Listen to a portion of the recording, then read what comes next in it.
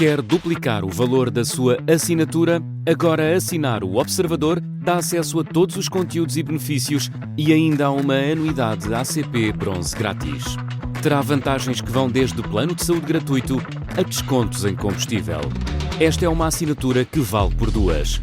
Assine hoje em observador.pt com 45% de desconto. Meia-noite.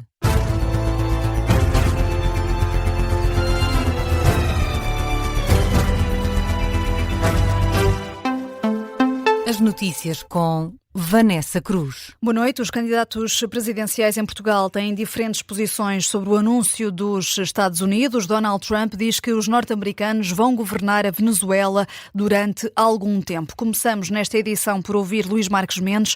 O candidato apoiado por PSD e CDS na corrida a Belém acredita que o futuro dos venezuelanos deve ser decidido pelos próprios venezuelanos. Concorde-se ou não que há aqui desrespeito pelo direito internacional? Há uma coisa que é verdade, há uma coisa que é indiscutível. O futuro dos venezuelanos tem de ser decidido pelos venezuelanos, em liberdade, em democracia, sem limitações e sem condicionamento.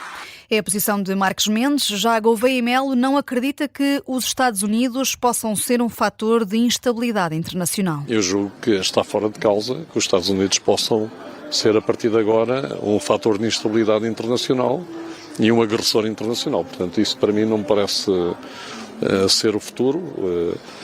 De qualquer forma, como digo, o futuro da Venezuela terá que passar pela própria população da Venezuela. Não faz sentido ser de outra forma.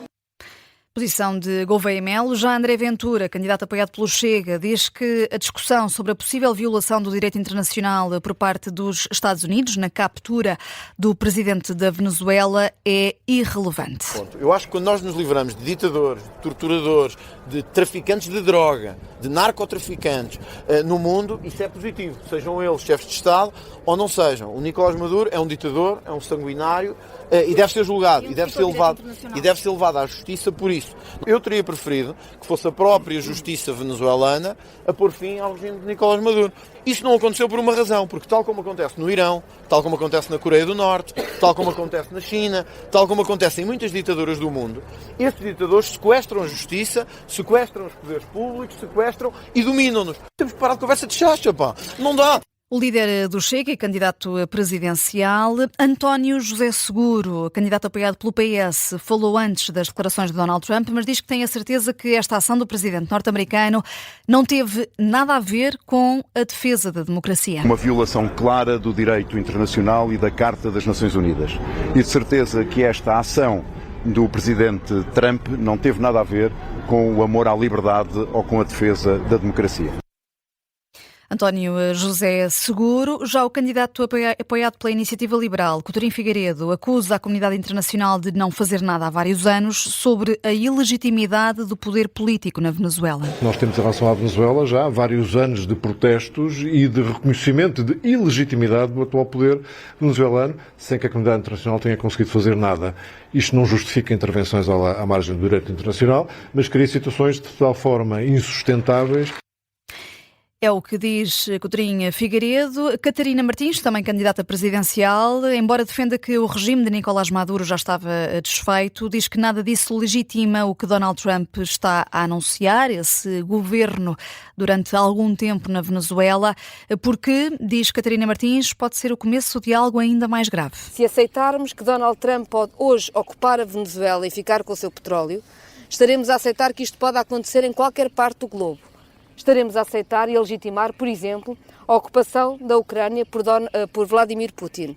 Estaremos a aceitar que em qualquer momento, se Donald Trump quiser, também pode entrar na Groenlândia. Estamos a aceitar que a força é a única regra no direito internacional.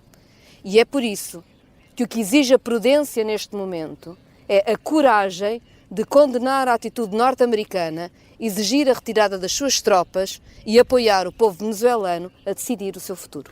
Um precedente perigoso, resume a candidata apoiada pelo Bloco de Esquerda. Já António Filipe, apoiado pelo PCP, reitera que todos os responsáveis políticos devem condenar a atuação dos Estados Unidos. Todos os responsáveis políticos têm a obrigação de o condenar sob pena de desistirmos do direito internacional e pensar que o direito internacional não vale coisa nenhuma. É o que aponta António Filipe. Já Jorge Pinto, do LIVRE, também diz que o governo português e a União Europeia devem condenar de forma firme a ação norte-americana e faz também uma comparação com a situação na Ucrânia. Se o Presidente da República Portuguesa, se o Governo Português, se a União Europeia não condenam isto firmemente, então estão a dar um sinal a todos os outros líderes autoritários. Com que moral é que nós depois vamos criticar Vladimir Putin por invadir ilegalmente a Ucrânia? É a pergunta de Jorge Pinto. As reações dos candidatos presidenciais depois da captura de Nicolás Maduro pelos Estados Unidos, que atacaram a Venezuela na última madrugada. Pelo governo português, o ministro dos Negócios Estrangeiros diz que esta é uma oportunidade para a Venezuela regressar a um trilho democrático. Paulo Rangel diz que Portugal está disponível para contribuir para a transição democrática no país e vê nos Estados Unidos intenções benignas com este ataque que capturou Nicolás Maduro. Daí o ministro português relativizar a violação do direito internacional. Eu pergunto, o que defendem é que regresse Maduro à presidência da Venezuela? Eu julgo que ninguém defende essa solução. Mas qual é a posição do governo? É legítimo ou não é legítimo? Não, repara, a posição do governo é justamente contribuir para a formação de um governo legítimo, porque aquilo que nós tínhamos até agora era ilegítimo. A nossa preocupação são as comunidades portuguesas e, portanto, nem os mais ferozes, com certeza, defensores da tese da ilegitimidade do ataque, nem aqueles que até são, normalmente, eu diria, pessoas que têm posições mais anti-americanas, vão defender o regresso deste Presidente. Como lhe digo, nós apelamos sempre ao respeito do direito internacional e da Carta das Nações Unidas. Mas agora o que importa é construir um governo legítimo.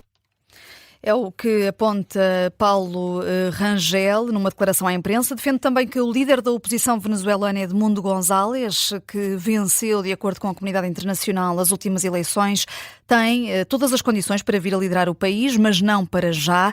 Paulo Rangel esteve reunido com o primeiro-ministro Luís Montenegro e com o presidente da República, Marcelo Rebelo de Sousa, este sábado.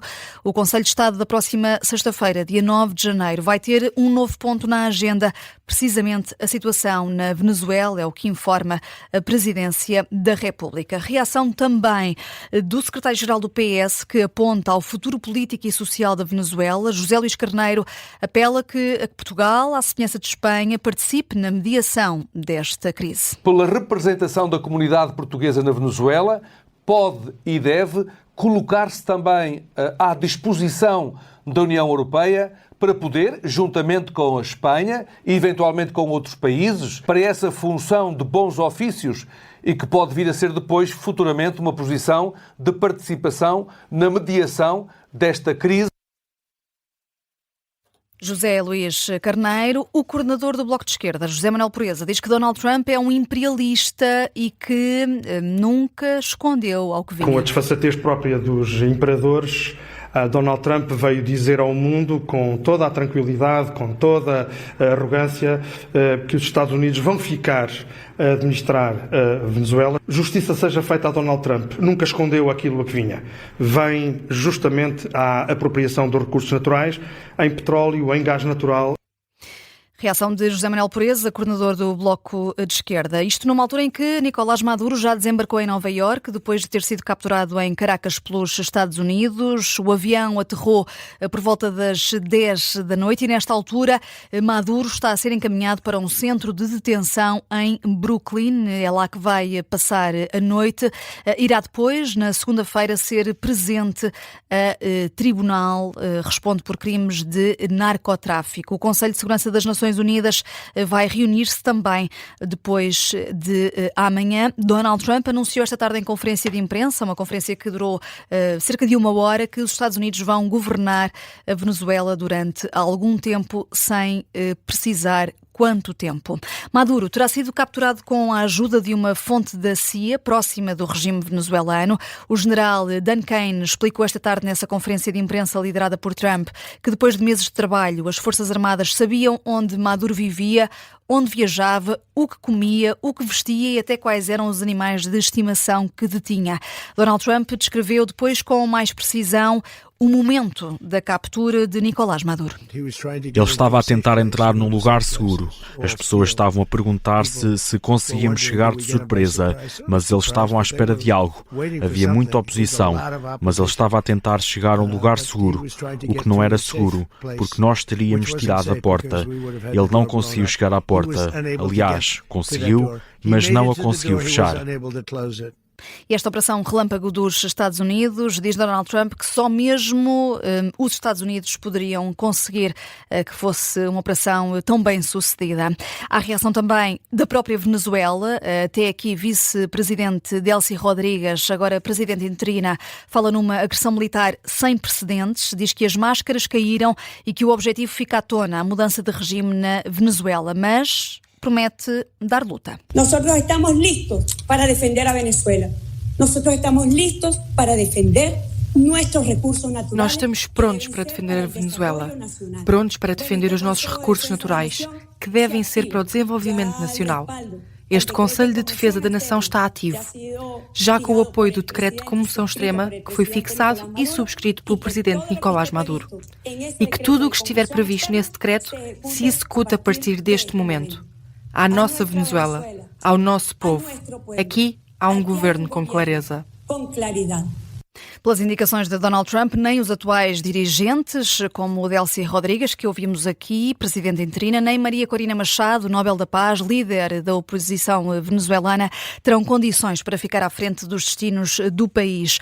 O ataque norte-americano, sabemos agora, poderá ter matado 40 pessoas, entre civis e militares, na Venezuela, uma informação avançada por fonte do país ao New York Times. Olhamos ainda para o futebol nesta edição da meia-noite.